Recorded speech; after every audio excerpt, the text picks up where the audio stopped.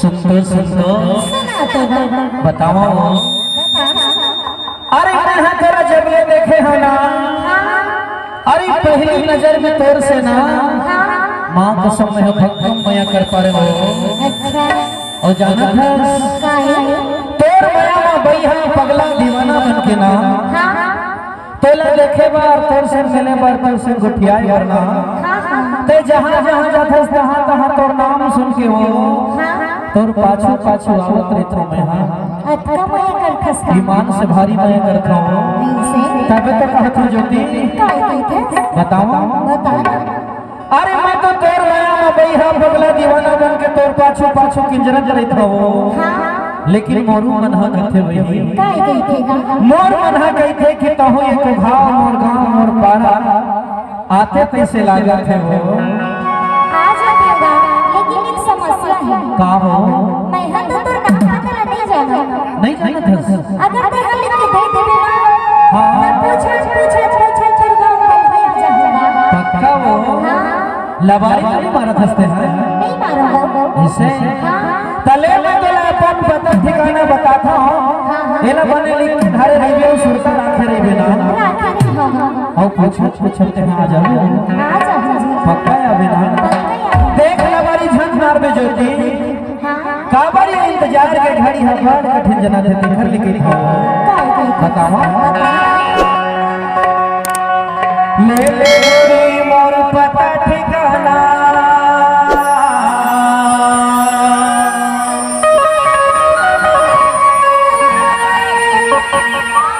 गाँव बलही मोर सापुर थाना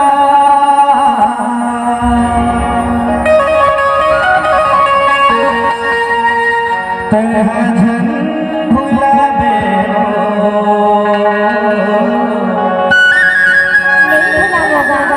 ईमान से मोर नाम हवे लक्ष्मीदास गोरी पूछत आवे